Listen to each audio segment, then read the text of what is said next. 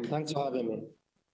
Great. So, there's a very difficult debate on the continent on the operationalization of the Africa Continental Free Trade Area. There's a lot of work that has been done by leaders in the background, putting laws together, policies, and then those advising African citizens to take care of, to take advantage of the huge market that the continent presents. But there's a big problem that lies therein of, states, tending to protect themselves from competition and all that. That's where the complication seems to be, but also countries getting prepared. And when we speak of preparedness, we bring it back home, okay? But from where the Uganda Manufacturers Association sits and where you're the CEO, what is briefly, you may take viewers briefly through the Continental Free Trade Area.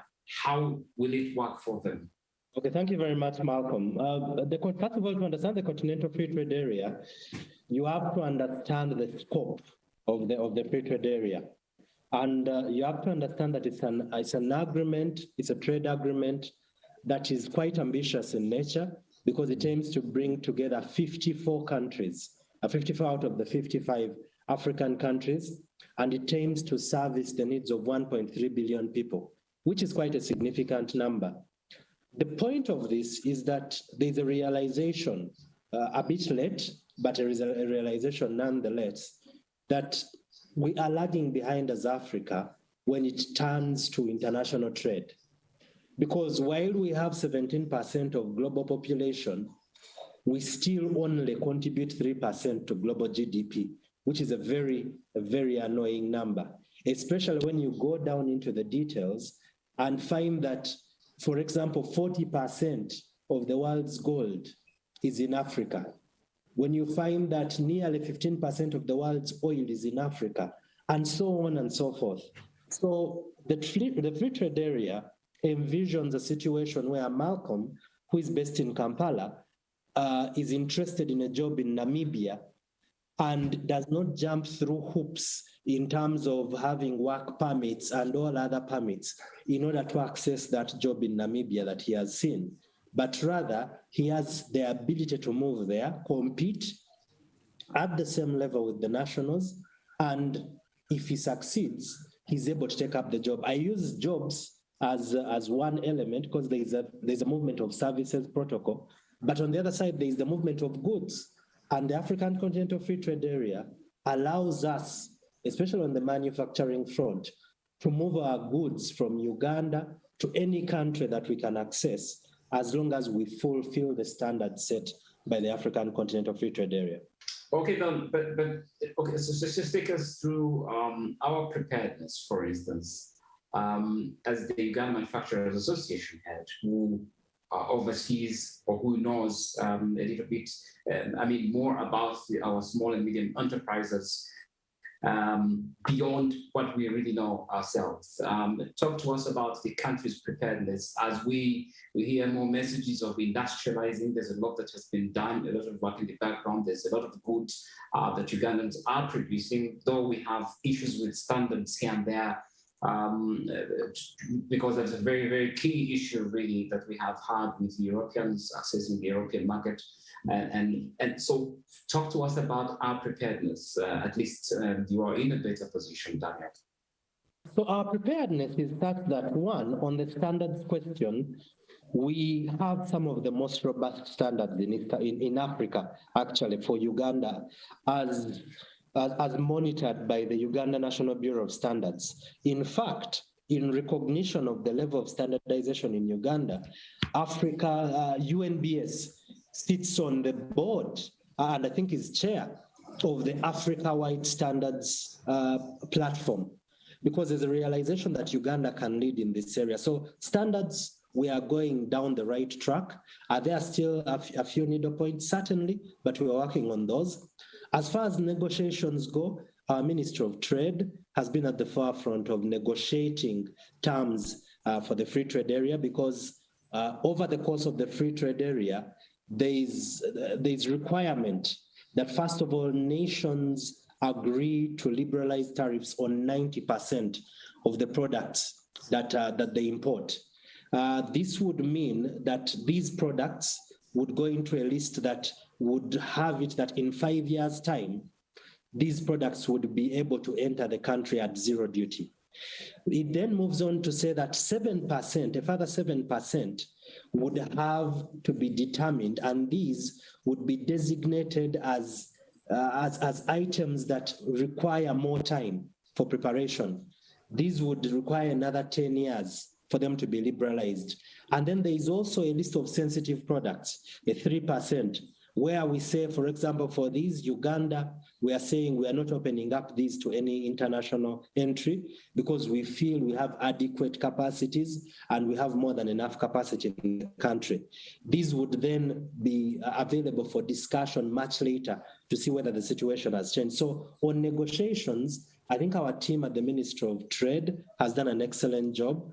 We've worked closely with them because largely the impact for trade in goods and services lies on the manufacturing sector, and we've been offering technical backstopping in that direction.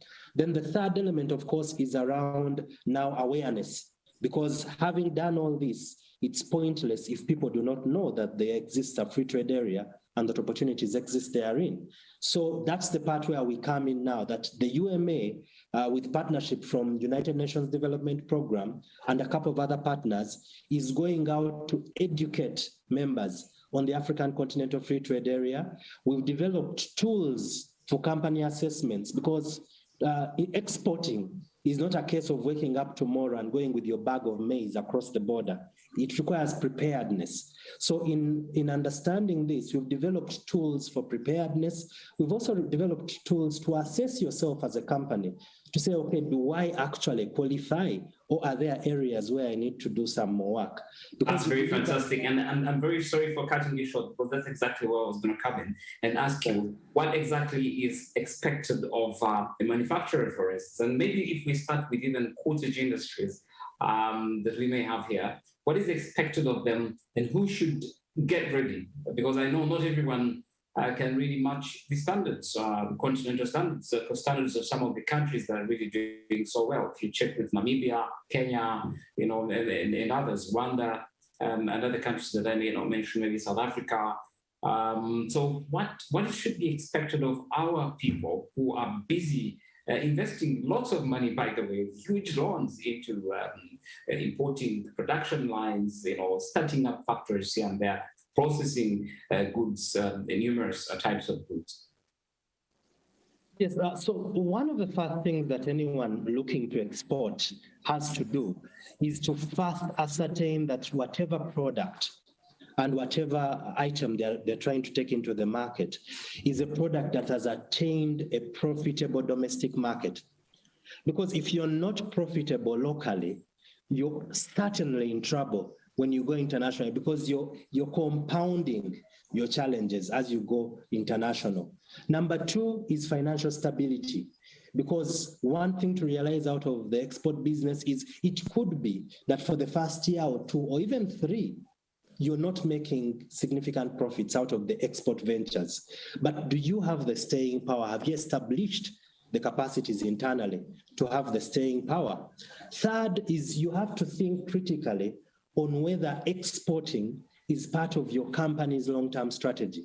It's not something you just wake up and do. You have to plan for it. That's exactly where the Uganda Manufacturers Association comes in. But I also, as we went up, I want to also gladly inform you that the Democratic Republic of Congo is, I think, finalizing its, coming into the East African community, which we think is a huge advantage. Now that they're part of the community, we hope that will go a long way to supplement, efforts to expand the market or even open access to the huge amounts of goods that we produce, perhaps also largely, majorly our agricultural products. You must have heard also during the visit by the Kenyan Minister, I think, for Trade, Cabinet Secretary, who said that part of the reasons that they may hold back on allowing in some of our products is because they have the same products. You remember that statement from Madame Maina? things to do with milk and some other agricultural products. So do you think that those problems will be solved by, looking beyond the East African market and of course also considering those new markets that we're talking about? Are we going to see those problems now finally put away by exploring those frontier markets? Briefly as we go. Yes, the short answer is yes. We see the opportunity that with the increased markets, our factories can move beyond the 70%, 60 to 70% capacity they are using to more closer to 90%. That means more jobs, that means more opportunity for Ugandans. And Malcolm, also to say that we are not sleeping on the job as manufacturers. In fact, as the UMA, working with UNDP, we are having significant engagements with our manufacturers to train them on the possibilities. And on Friday, right next to you at the Serena, we will be having a substantive session on the African Continental Free Trade Area with the top captains of industry in this town to speak to what are the challenges, how do we resolve them, and how do we prepare ourselves accordingly. Thank you very much, Daniel. Thank you very much for your time on the link, and we'll definitely come back to you always to give us updates, especially for that United Nations Development Program meeting, where we will be seeking updates on what you discussed and what are the takeaways for our manufacturers and the business community. Thank you very much. Thank you again. Our greetings to the whole team at UMA, and that was the link.